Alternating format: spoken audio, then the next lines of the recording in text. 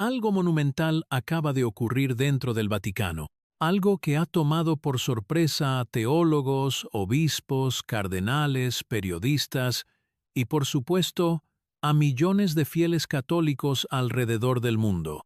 Mientras estás viendo este video, la Iglesia Católica está viviendo un terremoto silencioso, uno que no se siente con los pies, sino con el alma. Hace apenas unas horas, el Papa León XIV ha firmado un nuevo documento doctrinal de impacto global titulado Nova Lux Veritatis, una nueva luz de la verdad.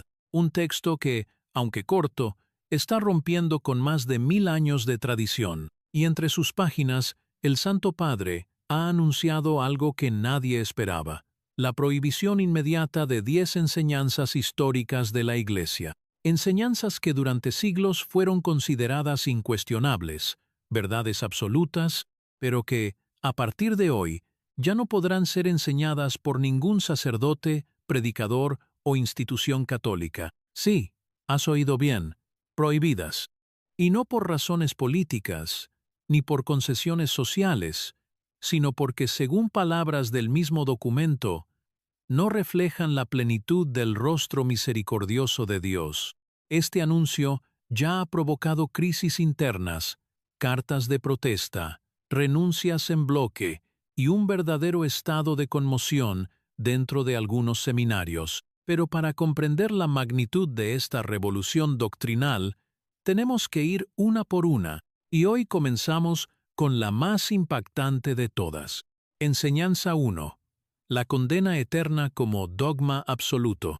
Durante siglos, generaciones enteras de católicos han crecido bajo una imagen aterradora y rígida del destino final del alma, el infierno eterno, sin redención, sin apelación, sin salida. La enseñanza tradicional sostenía que las almas que morían en estado de pecado mortal iban al infierno para siempre, una eternidad de sufrimiento consciente, castigo perpetuo y separación irreversible de Dios. Esta doctrina fue, durante mucho tiempo, uno de los pilares más temidos pero aceptados del catecismo, una enseñanza que moldeó generaciones, motivó conversiones, atemorizó a fieles y en muchos casos fue usada como arma de control espiritual. Sin embargo, el nuevo documento Nova Lux Veritatis lo deja claro: Dios no crea almas para la desesperación eterna.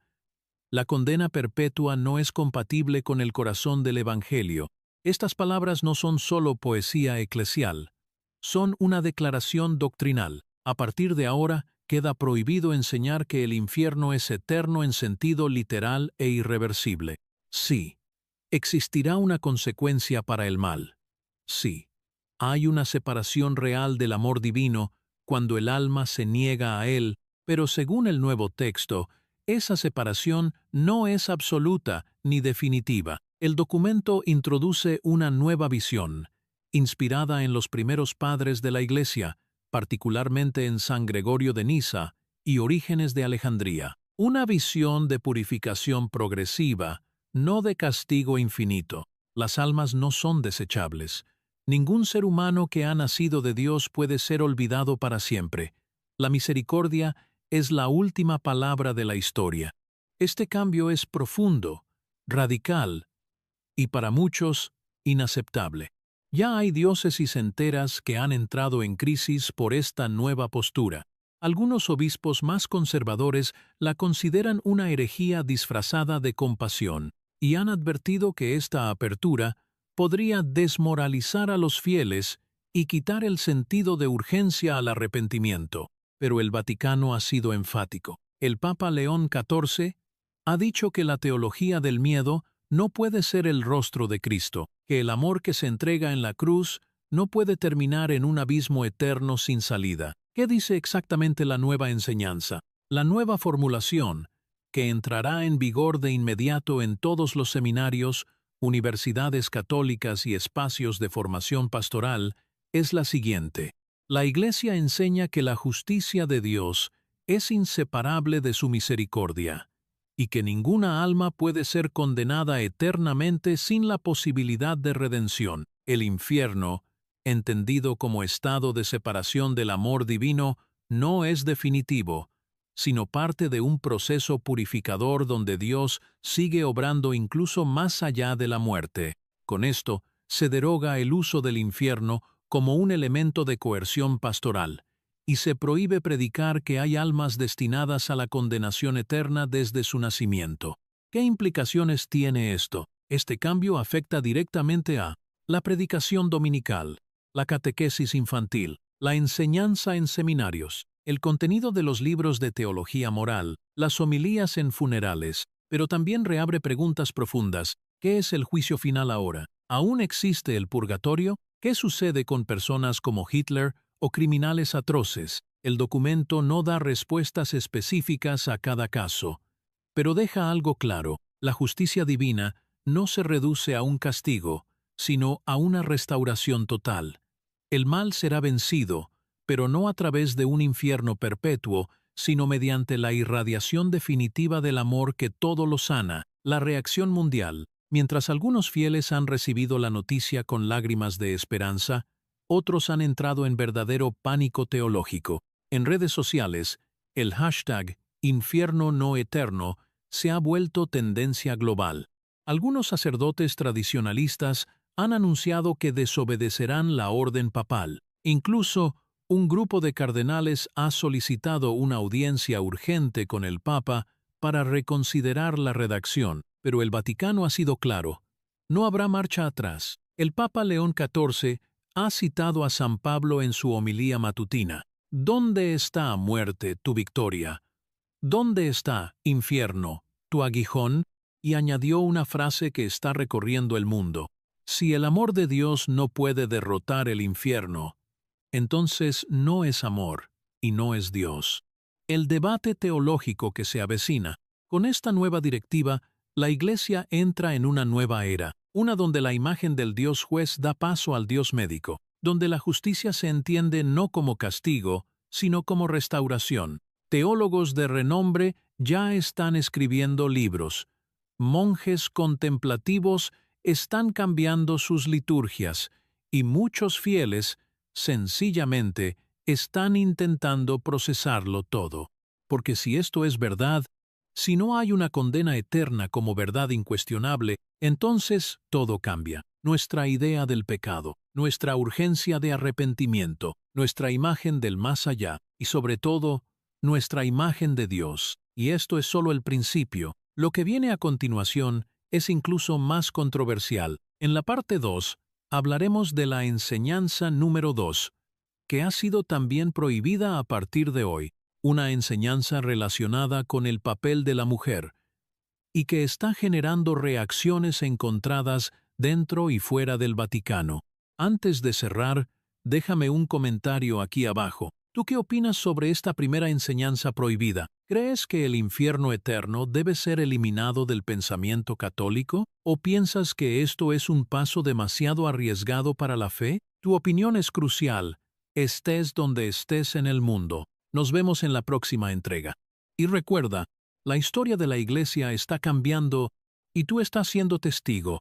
Algo insólito está ocurriendo en este momento dentro del corazón de la Iglesia Católica. Y si aún no has visto la parte 1, te invito a hacerlo antes de seguir, porque lo que vamos a revelar hoy no solo desafía siglos de tradición, sino que también toca fibras sensibles que afectan la identidad espiritual de millones de creyentes. Estamos hablando de Nova Lux Veritatis, el nuevo documento firmado por el Papa León XIV que prohíbe la enseñanza de 10 pilares tradicionales del catolicismo. En la parte 1, vimos cómo el Papa eliminó la condena eterna como dogma absoluto, declarando que la misericordia es la última palabra de la historia. Pero lo que viene ahora toca un tema aún más tabú. Hoy exploramos las enseñanzas 2 y 3, que han sido oficialmente desautorizadas y eliminadas del magisterio vivo de la Iglesia. Enseñanza 2. La exclusión de la mujer del ministerio ordenado. Durante más de 2 años, el sacerdocio católico ha sido reservado exclusivamente a hombres. Las mujeres, aunque vitales en la vida de la Iglesia, han sido sistemáticamente excluidas de toda forma de ministerio ordenado, diaconado, presbiterado y episcopado. La razón oficial siempre fue la llamada voluntad divina manifestada en Cristo. Cristo eligió solo varones como apóstoles, y según la tradición, eso debía replicarse eternamente. Las mujeres podían servir, pero no presidir. Podían formar, pero no consagrar. Podían acompañar, pero no gobernar. Esa estructura no solo generó desigualdad en la praxis eclesial, sino que creó una visión profundamente arraigada que lo sagrado estaba ligado a lo masculino. Sin embargo, el nuevo documento es tajante. Ninguna diferencia biológica, cultural o simbólica justifica la exclusión de las mujeres del acceso a los ministerios instituidos y ordenados. Y luego agrega una frase que ya ha hecho historia. El Espíritu Santo no distingue géneros cuando reparte carismas. A partir de hoy, queda completamente prohibido enseñar que las mujeres están excluidas del sacerdocio por voluntad divina. ¿Qué significa esto en términos prácticos? Todos los seminarios del mundo deben aceptar mujeres candidatas al diaconado y presbiterado. Las diócesis que se nieguen a ordenar mujeres podrán ser intervenidas. Queda vetado predicar que la mujer no puede representar a Cristo sacramentalmente. Las homilías que perpetúen una imagen exclusivamente masculina de lo divino deberán ser reformuladas. Y si eso te parece fuerte, escucha esto: el Papa León XIV ha designado a una mujer cardenal. Sí, por primera vez en la historia, una teóloga, la hermana María Cecilia de la Cruz, ha sido elevada al colegio cardenalicio con voz y voto en un futuro cónclave. Esto no tiene precedentes, y como era de esperarse, ya ha provocado amenazas de cisma por parte de sectores ultraconservadores, especialmente en África y Europa Oriental. Pero el Vaticano ha respondido con una sola frase: el cuerpo de Cristo no puede estar mutilado. ¿Cómo se justificó este cambio? El documento Nova Lux Veritatis cita numerosas fuentes patrísticas y bíblicas, reinterpretadas bajo una nueva hermenéutica. María Magdalena es reconocida como la primera anunciadora de la resurrección, por tanto, apóstol de los apóstoles. Se destaca que la exclusión de las mujeres no fue teológica, sino cultural, arraigada en estructuras patriarcales del siglo I.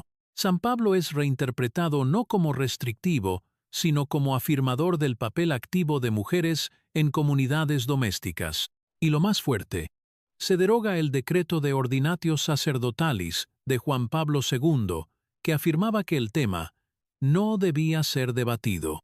El Papa León XIV dice: donde no se puede debatir, no hay espíritu.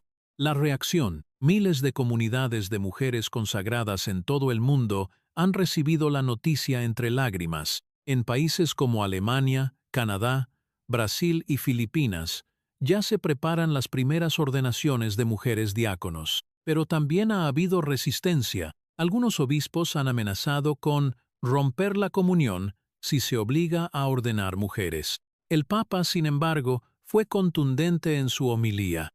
El pecado original no fue la curiosidad de Eva, fue la arrogancia de Adán. Y con eso nos lleva a la siguiente enseñanza prohibida, enseñanza 3. El pecado original como herencia biológica del mal. Desde tiempos de San Agustín, la Iglesia enseñó que todo ser humano nace manchado por el pecado original, una culpa heredada, una especie de marca espiritual transmitida biológicamente desde Adán y Eva a toda la humanidad. Este concepto convertido en dogma justificó durante siglos la necesidad urgente del bautismo infantil. El niño no bautizado, según la antigua enseñanza, quedaba expuesto a la condenación o al menos a la limbo teológica.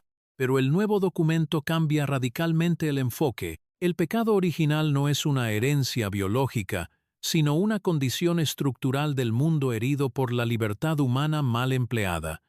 No es culpa, sino fragilidad. En otras palabras, ningún ser humano nace culpable. Nadie llega al mundo con deuda espiritual. El Papa llama a esta doctrina antigua una sombra sobre la inocencia y declara que queda prohibido enseñar que los bebés nacen manchados por el pecado. ¿Qué cambia con esta enseñanza? Ya no se podrá decir que el alma humana nace en enemistad con Dios. El bautismo deja de ser un lavado de culpa y pasa a ser un rito de entrada al misterio de la comunidad.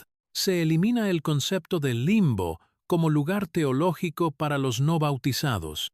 Las oraciones litúrgicas deberán ser actualizadas para eliminar frases como reconciliados desde el nacimiento o liberados del estado caído. Este punto también afecta profundamente a la catequesis infantil, la pastoral familiar y la teología sacramental. Y claro, ha provocado una guerra doctrinal dentro de muchas diócesis, pero el Papa ha respondido con una frase que ya es viral. Dios no hace criaturas condenadas de fábrica.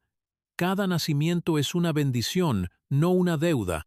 ¿Cómo se justifica esta nueva visión? Se retoman visiones más orientales del pecado original, como las expresadas en la tradición ortodoxa: fragilidad, no culpa.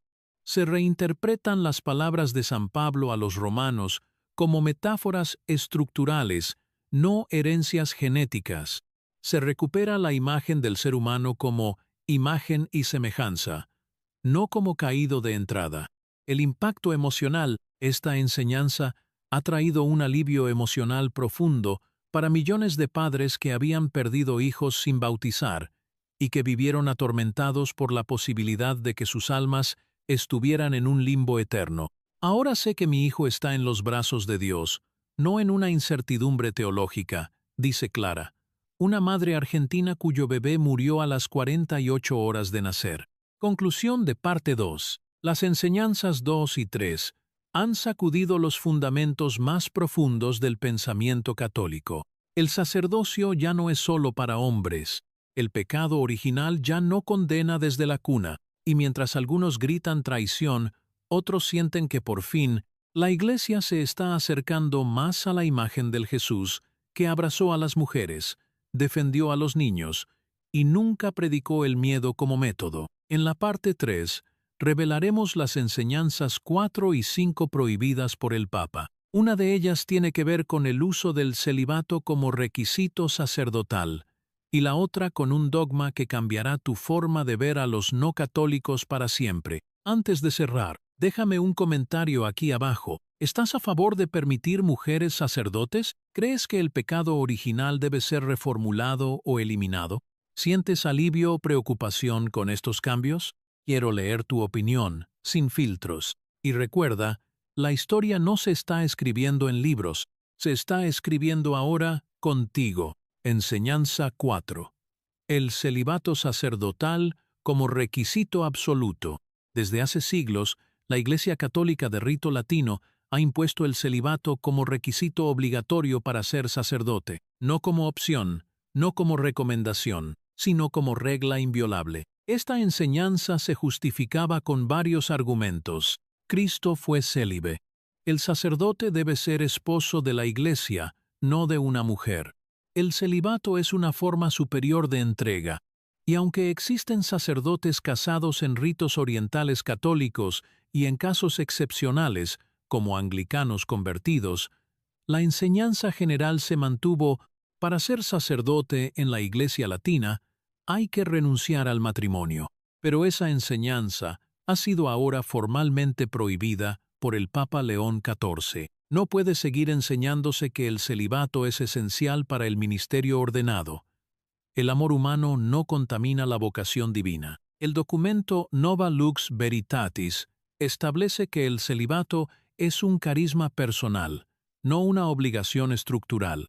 ¿Qué cambia ahora?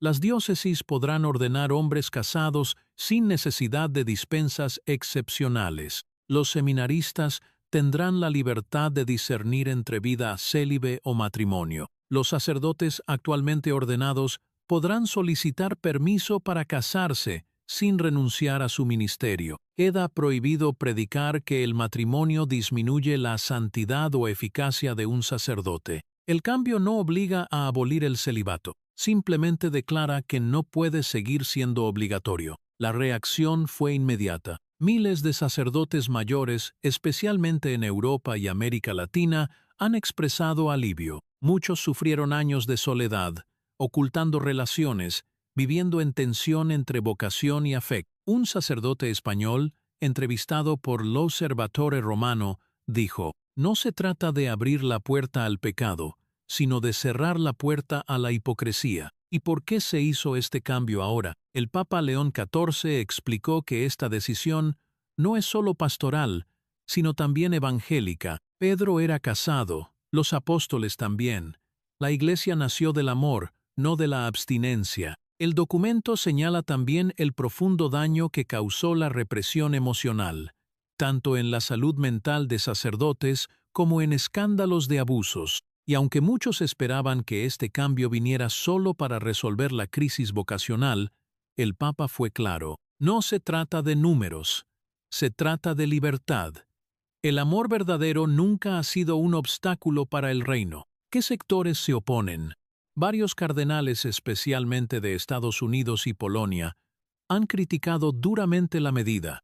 Algunos consideran que debilita el testimonio de entrega radical. Otros han sugerido que se genera confusión entre el clero y los fieles. Sin embargo, la gran mayoría de las conferencias episcopales en América Latina, África y Asia han acogido el cambio con cautela, pero con apertura. El Papa dejó una advertencia final: ninguna vocación nace de la prohibición, toda vocación nace del amor. Enseñanza 5. La salvación solo para los católicos. Esta es una de las enseñanzas más polémicas y delicadas. Durante siglos, la Iglesia Católica sostuvo que fuera de ella no hay salvación. La famosa frase en latín, extra ecclesiam nulla salus, aunque interpretada de diferentes formas a lo largo del tiempo, para muchos católicos seguía vigente la idea de que los no católicos podrían salvarse si no sabían la verdad. Pero si rechazaban conscientemente la Iglesia, se condenaban. Esta enseñanza generó siglos de exclusivismo teológico, desprecio hacia otras religiones y una actitud de superioridad doctrinal. Pero el Papa León XIV ha puesto fin a esa visión. Dios no está limitado por nuestras fronteras sacramentales. Su gracia se derrama donde hay amor, justicia y verdad, aunque no haya doctrina. La enseñanza de que solo los católicos se salvan queda formalmente prohibida. ¿Qué dice ahora la Iglesia? Todas las religiones pueden ser caminos válidos de encuentro con Dios. Queda prohibido predicar que otras religiones son falsas o inferiores. Ya no se puede usar la conversión como condición de salvación. Se reconoce que la salvación es un misterio más amplio que la pertenencia institucional. El documento afirma: Cristo es el camino, pero no está ausente en los caminos de otros. Esto marca un giro radical respecto a siglos de teología. Incluso supera lo que ya había sido insinuado por el Concilio Vaticano II. Ahora se establece como enseñanza oficial que un musulmán, un judío, un budista, un agnóstico que actúe con amor y verdad puede alcanzar la plenitud espiritual. La gracia de Dios no depende del bautismo ritual, sino de la apertura interior al bien. ¿Qué implicaciones tiene esto? El ecumenismo ya no es un gesto diplomático, es un deber moral. La conversión deja de ser un objetivo para volverse una invitación libre, nunca una condición. Las misiones cambian de enfoque, de imponer doctrina, a compartir experiencias. Un cardenal africano lo expresó así: no iremos más al mundo a cambiar su religión, iremos a reconocer cómo ya actúa el Espíritu en ellos. Reacción mundial. La comunidad judía internacional ha celebrado el gesto. Líderes musulmanes en Indonesia, Egipto y Marruecos han emitido comunicados de apoyo. Incluso algunos ateos prominentes han declarado que, por primera vez, sienten que la Iglesia los mira sin desprecio. Pero también hay resistencia. Una facción conservadora ha denunciado que esta nueva doctrina traiciona la misión evangelizadora. Incluso han pedido un nuevo concilio para frenar esta herejía. El Papa respondió: la misión no es conquista, es hospitalidad. El que convierte por miedo no ha entendido el Evangelio. Cierre de parte 3. Estas dos enseñanzas, prohibidas hoy por la autoridad más alta de la Iglesia, representan una apertura sin precedentes. El amor no está reñido con el ministerio, y la verdad no está limitada a una sola religión. ¿Estás preparado para una iglesia donde el sacerdote puede tener familia? ¿Para una fe que ya no se cree la única puerta a la verdad? La historia sigue escribiéndose. Y en la parte 4, te voy a revelar las enseñanzas 6 y 7 que acaban de ser eliminadas. Una de ellas prohíbe el uso del purgatorio como lugar de castigo, y la otra cambia completamente la forma en que entendemos el sacrificio de Cristo en la cruz. Lo que viene es, sencillamente, explosivo. Déjame un comentario abajo. ¿Crees que un sacerdote casado puede servir igual o mejor? ¿Te parece justo que otras religiones también se reconozcan como válidas en el camino a Dios? Quiero leerte, porque este no es un documento frío, es una revolución viva, y tú formas parte de ella. Lo que te voy a contar ahora ha dejado atónitos no solo a fieles, sino a teólogos, obispos y seminarios completos, porque por primera vez en siglos, el Papa ha prohibido que se enseñen dos pilares del catolicismo tradicional, que el purgatorio es un lugar de castigo y que la muerte de Cristo fue un sacrificio para calmar la ira de Dios. Con estas dos nuevas reformas, la Iglesia entra en un territorio que parecía intocable, la visión del más allá y el mismo significado de la cruz. Enseñanza 6. El purgatorio, como lugar de castigo temporal. Por generaciones enteras, millones de católicos crecieron con esta idea. Si mueres en gracia, pero con pecados veniales sin confesar o sin haber hecho suficiente penitencia, irás al purgatorio. Y el purgatorio era presentado como un lugar de sufrimiento, una especie de antesala del infierno, donde las almas sufrían, lloraban y esperaban, mientras sus seres queridos ofrecían misas y oraciones para liberarlas. Imágenes oscuras, llamas, lamentos y hasta castigos físicos fueron usados por siglos para describir este estado temporal. Pero eso se terminó. El Papa León XIV, a través del nuevo documento doctrinal In Lumine Amoris, ha prohibido enseñar que el purgatorio es un lugar de castigo. ¿Qué dice ahora la Iglesia? El purgatorio ya no se entiende como lugar de sufrimiento, sino de sanación. Queda prohibido predicar que las almas sufren penas de fuego después de la muerte.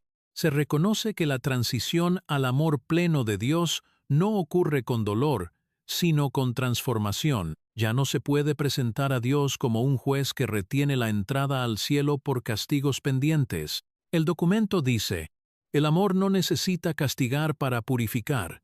La luz no quema, ilumina. ¿Qué significa esto?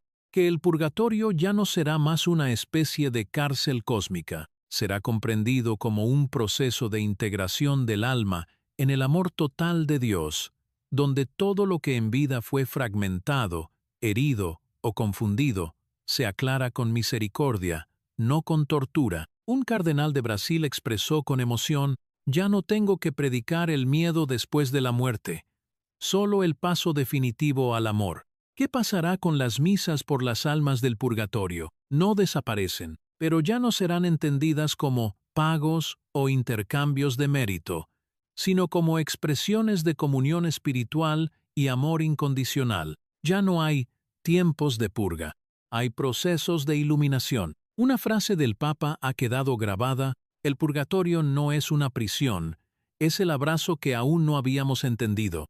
Enseñanza 7. La cruz como castigo sustitutivo. Esta puede ser la más controvertida de todas. Durante siglos, muchas corrientes dentro del cristianismo, incluyendo parte del catolicismo, enseñaron que Jesús murió para pagar una deuda, para satisfacer la justicia divina, para calmar la ira de Dios por nuestros pecados. A esta doctrina se le llamó teoría de la expiación sustitutiva, y aunque no fue oficializada como dogma, fue ampliamente enseñada en homilías, catequesis y hasta representaciones teatrales y películas. Imágenes de un Dios airado que exige sangre para perdonar, de un padre que no puede perdonar hasta que alguien inocente muera por los culpables. Pero eso acaba de cambiar radicalmente. ¿Qué ha dicho el Papa? Dios no necesita sangre para amar. No sacrificó a su Hijo, entregó a su Hijo. Jesús no fue una víctima, fue un revelador. La enseñanza de que la cruz fue un castigo sustituto queda prohibida. Desde ahora, la Iglesia enseña oficialmente que la cruz fue la máxima expresión del amor de Dios, no una transacción judicial. Jesús no murió para apaciguar a Dios, sino para revelar que el amor llega hasta el extremo. Dios no se reconcilió con la humanidad a través del dolor, sino a través de la entrega. Queda prohibido enseñar que Dios Padre castigó a su Hijo. ¿Y qué pasa con frases como «murió por nuestros pecados»? Se reinterpretan no como pago literal, sino como solidaridad radical. Cristo no cargó con tus pecados para que Dios no te castigara. Cristo los abrazó para que supieras que Dios nunca te abandona, incluso en el pecado, en el dolor, en la injusticia. El documento explica: el Evangelio no es un drama judicial, es una historia de amor total. La cruz no es la furia de Dios, es la fidelidad de Dios. Reacciones inmediatas. Muchos teólogos celebraron esta clarificación como una corrección necesaria de siglos de imágenes tóxicas de Dios. La famosa teóloga mexicana Irene Camacho escribió: «Finalmente dejamos atrás la idea de un Dios sediento de venganza, y volvemos a Jesús, que dijo, «El que me ve, ve al Padre».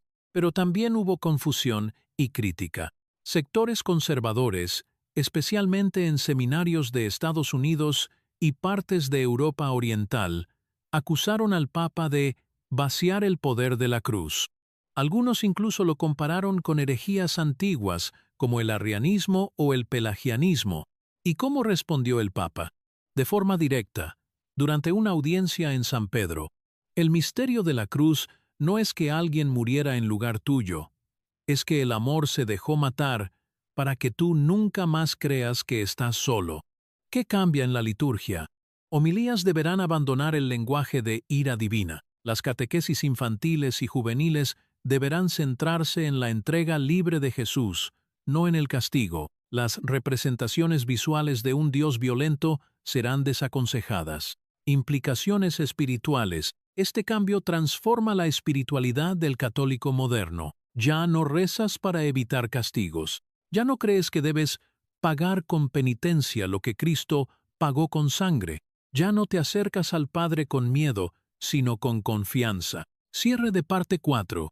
Dos enseñanzas que moldearon siglos de culpa, miedo y doctrina han sido oficialmente abandonadas por la Iglesia. Ya no hay lugar para un purgatorio de fuego, ni para un Dios que exige sacrificios humanos. El Papa no está suavizando el mensaje, está regresando al corazón original del Evangelio, y lo que viene en la parte 5 va incluso más lejos. La enseñanza número 8 prohíbe usar la figura de Satanás como enemigo literal de Dios en la catequesis, y la número 9 reinterpreta el significado de la segunda venida de Cristo como algo profundamente espiritual y no necesariamente físico. Lo que estamos viviendo no es una simple reforma, es una reescritura del alma católica. Déjame tu opinión en los comentarios. ¿Qué piensas de un purgatorio sin castigos y de un Dios que no necesita sacrificios para perdonar? Tu voz importa, porque esta historia no está terminada. La estás escribiendo tú también. Si llegaste hasta aquí, ya sabes que lo que estamos viviendo no es un simple cambio de tono. Estamos ante una transformación teológica y espiritual que reescribe conceptos que parecían intocables. Y lo que te voy a revelar ahora con las enseñanzas 8 y 9 tiene el potencial de provocar el mayor debate de todos. ¿Por qué? Porque cuestiona dos de los símbolos más poderosos en la conciencia católica: el papel del diablo como enemigo de Dios y la segunda venida de Cristo como evento apocalíptico literal. Prepárate, porque lo que estás a punto de leer va a desafiar lo que pensabas que sabías. Enseñanza 8. Satanás como enemigo literal de Dios. Por siglos, El catolicismo, como otras formas del cristianismo, ha sostenido esta idea. Satanás es un ser espiritual real, con voluntad propia, poder de acción, y enemigo declarado de Dios y de la humanidad. Se le ha representado como ángel caído, como tentador en el desierto, como dragón del Apocalipsis, e incluso como causa directa de enfermedades, guerras, posesiones y toda clase de males. Pero eso ha llegado a su fin. El Papa León XIV ha prohibido enseñar a Satanás como una entidad espiritual que actúa contra Dios de forma autónoma y personal. ¿Qué significa esto? A partir del nuevo decreto doctrinal Ad Veritatem Redimus, la Iglesia enseña oficialmente: Satanás no es un ser literal enfrentado a Dios. No existe dualismo cósmico. Dios no tiene enemigos. El mal no es una fuerza personificada, sino una condición existencial del corazón humano desconectado del amor. Satanás será presentado como símbolo, no como figura literal. ¿Por qué este cambio?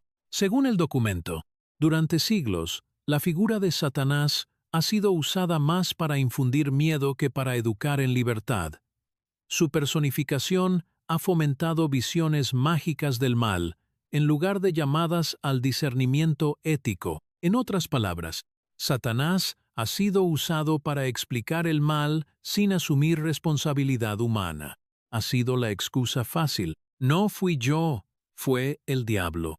No lo hice por maldad, sino por tentación demoníaca. El diablo me obligó. Estas frases ahora son teológicamente inaceptables. ¿Cómo debe enseñarse ahora? En catequesis y homilías, Satanás será tratado como metáfora de la oscuridad interior, el pecado como fruto de decisiones humanas, no de entidades externas, el mal como desequilibrio entre ego, miedo y amor no integrado. El documento es claro. El ser humano no está atrapado entre dos fuerzas sobrenaturales. Está llamado a despertar su conciencia y asumir su libertad. ¿Y qué pasa con exorcismos? Sí, se seguirán realizando, pero desde una perspectiva psicológica y espiritual, no como expulsión de demonios literales. Se ha pedido a todos los obispos del mundo que revisen los manuales de exorcismo para eliminar el lenguaje mágico o violento y sustituirlo por lenguaje de restauración psicoespiritual. Reacciones inmediatas. Las más intensas vinieron de sectores ultraconservadores que acusaron al Papa de abolir el infierno y negar la existencia del demonio. Un grupo de sacerdotes en Filipinas incluso interrumpió una misa para leer un comunicado de protesta. Pero la respuesta oficial del Vaticano fue firme. Dios es absoluto. Si el amor es infinito, no puede tener enemigos. El diablo no es enemigo de Dios, es la sombra del miedo humano. ¿Qué dice el Papa? En una entrevista exclusiva con la Radio Vaticana, León XIV declaró: es hora de dejar de educar con miedo. La fe no necesita demonios para florecer. Necesita amor, verdad y responsabilidad. Enseñanza 9. La segunda venida de Cristo como evento literal. Si hay un concepto que ha alimentado siglos de expectativa, temor y fantasía teológica, es este. La segunda venida de Cristo, Apocalipsis, juicios finales, trompetas, resurrección de los muertos, cielos nuevos y tierra nueva. Todo ello interpretado en muchos sectores de manera literal, con miles de predicadores anunciando fechas, especulando escenarios y señalando signos en guerras, pandemias y terremotos. Pero a partir de hoy, eso también cambia. ¿Qué enseña ahora la Iglesia? La segunda venida de Cristo no será un evento físico literal en el tiempo. Queda prohibido enseñar que Jesús volverá a la tierra en carne para establecer un reino visible. La parusía debe entenderse como una experiencia espiritual universal, no como un suceso geopolítico o cósmico. ¿Cómo se llegó a esta decisión? El documento doctrinal Christus in Nobis establece que Jesús no prometió volver como un rey político o juez apocalíptico, sino como presencia viva en cada conciencia despierta. La parusía, según el nuevo magisterio, no es un regreso, sino una revelación. El reino no está por venir en el cielo o la tierra. Está naciendo dentro del ser humano que ama, que perdona, que construye justicia. ¿Y qué pasa con el credo? Se revisará la frase «y de nuevo vendrá con gloria para juzgar a vivos y muertos», para que refleje este nuevo entendimiento. Una de las propuestas litúrgicas dirá «y su gloria vive ya en quienes aman, en quienes se entregan, en quienes construyen la paz». ¿Qué cambiará en la predicación? Se acabaron las homilías que anuncian guerras como señales del fin. No se aceptarán más cálculos sobre el día del juicio. No se predicará que Jesús vendrá a castigar a los malvados. Reacción global. Curiosamente, esta reforma no ha sido tan resistida como otras. Muchos fieles y sacerdotes la han recibido con alivio, diciendo, «Siempre sentí que Jesús no necesitaba volver. Sentí que nunca se fue. Ahora entiendo que el reino no vendrá con fuego, sino con compasión». Una nueva espiritualidad del tiempo. El documento cierra con estas palabras: Cristo no viene desde fuera, se revela desde dentro. La segunda venida es la primera apertura del corazón. Conclusión de parte 5. Dos enseñanzas más han sido removidas del corazón doctrinal de la Iglesia. Ya no enseñaremos a Satanás como un ser real que lucha contra Dios. Ya no esperaremos a Cristo como un juez que regresará del cielo para castigar o premiar. Ambas ideas, en palabras del Papa, pertenecen al imaginario del miedo, no a la verdad del Evangelio. La Iglesia, por primera vez, deja atrás la pedagogía del fin del mundo y abraza la pedagogía del presente eterno. En la parte 6, llegamos a la última enseñanza prohibida, la más sensible, la más discutida, la doctrina de que fuera de la Iglesia no hay salvación. Prepárate, porque esta puede ser la que más ecos provoque en creyentes y no creyentes. Déjame tu comentario. ¿Qué piensas de un diablo simbólico y no literal? ¿Qué significa para ti que Cristo no vendrá porque ya habita en ti? Tu opinión vale, porque esto apenas comienza. Esto es más que un cambio doctrinal, es un cambio de paradigma, porque si lo anterior fue fuerte el fin del infierno literal, del juicio final, del clero vitalicio, lo que te voy a contar ahora reordena la estructura misma de lo que significa ser iglesia. La última enseñanza prohibida por el Papa León XIV no solo cuestiona siglos de teología, cuestiona el centro mismo de la identidad católica. Prepárate, porque esta vez no hablamos solo de creencias, hablamos de inclusión, de identidad y de salvación. Enseñanza 10. Fuera de la Iglesia no hay salvación. Durante siglos, la doctrina extra ecclesiam nulla salus, fuera de la Iglesia no hay salvación, ha sido uno de los pilares más debatidos y también más temidos dentro del catolicismo, usada históricamente para justificar la exclusividad de la fe católica, el rechazo a otras religiones, la urgencia de la conversión y, en muchos casos, la condenación de millones de personas que jamás conocieron el cristianismo. Ahora, esa enseñanza ha sido oficialmente abolida.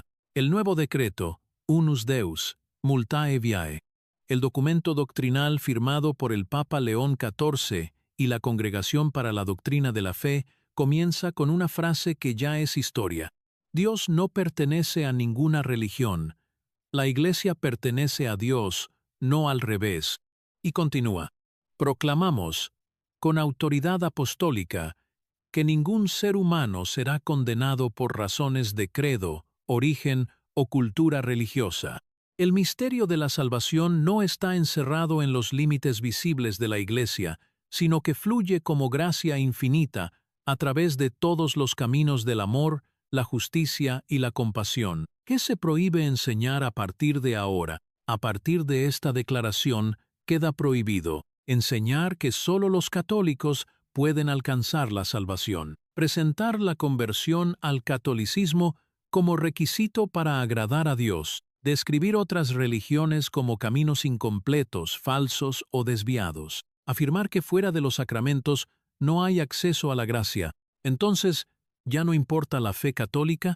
Sí importa, pero no como única vía de acceso a Dios, sino como una de las múltiples expresiones del misterio divino. El Papa lo expresó así en su discurso ante el Consejo Interreligioso Global. La Iglesia ya no es una aduana de salvación, es un puente entre tradiciones, no una muralla contra ellas. Una frase eliminada del catecismo: se elimina de forma oficial la idea de que la Iglesia es necesaria para la salvación. Será reemplazada por: la comunión con Dios no se limita a una estructura religiosa, sino al ejercicio consciente del amor, la verdad y la justicia. Esto no borra la misión evangelizadora, sino que la transforma. Ya no se trata de convertir al otro, se trata de reconocer la presencia de Dios en el otro, incluso si no lo nombra como tú. ¿Qué dice el nuevo documento sobre otras religiones? En un apartado extenso, Unus Deus, Multae Viae, afirma que las religiones del mundo no son errores tolerados, sino manifestaciones legítimas de la búsqueda divina. Las prácticas espirituales budistas, hindúes, musulmanas, judías, indígenas y otras pueden ser vehículos auténticos de gracia. El Espíritu Santo actúa donde hay compasión, aunque no se pronuncie su nombre. ¿Qué pasa con el bautismo? El bautismo sigue siendo sacramento central dentro del catolicismo, pero ya no se considerará necesario para evitar la condenación eterna, sino como un acto libre de incorporación a la comunidad eclesial. Se acabó la lógica de bautiza o se pierde. ¿Qué pasará con el proselitismo? Queda prohibido. Sí, lo leíste bien. El Papa ha prohibido oficialmente el proselitismo religioso como práctica eclesial. En palabras suyas, la fe no se impone, se propone, y nunca como superioridad, sino como testimonio. Se invita a todos los sacerdotes, catequistas y fieles a dar testimonio con su vida, no con argumentos o amenazas de condenación. ¿Y los misioneros? Los misioneros seguirán existiendo, pero con nueva misión. No irán a convertir pueblos, sino a servir, escuchar y aprender de ellos. El Evangelio se compartirá en diálogo, no como verdad exclusiva, sino como experiencia de transformación personal. Impacto inmediato. Apoyo. Líderes musulmanes, judíos y budistas han elogiado públicamente esta reforma como un gesto de madurez espiritual. Organizaciones interreligiosas han llamado a esto el comienzo de una nueva era del cristianismo reconciliador. Críticas. Sectores conservadores acusan al Papa de traicionar la misión salvífica de Cristo. Un cardenal retirado incluso declaró: «Estamos presenciando el final del catolicismo apostólico». La respuesta del Vaticano fue simple: el catolicismo no termina, se purifica, se libera del miedo y regresa al Evangelio. Dios es amor. ¿Qué dice el Papa directamente? En una homilía histórica desde Asís, cuna del diálogo interreligioso, León XIV dijo: Dios no se contradice. Si es amor, lo es para todos. No juega a esconderse entre etiquetas, y no necesita que lo defiendan con orgullo doctrinal, sino con humildad vivida. Conclusión de parte 6. El cierre de una era y el comienzo de otra. Con esta 10ª enseñanza prohibida, se termina oficialmente el modelo exclusivista de la Iglesia Católica. Se ha roto la idea de que la salvación es un privilegio reservado, y nace una nueva teología, la de la comunión universal. Ya no hay dentro o fuera, solo hay camino, verdad y vida, donde haya amor. Resumen de las 10 enseñanzas prohibidas por el Papa León XIV.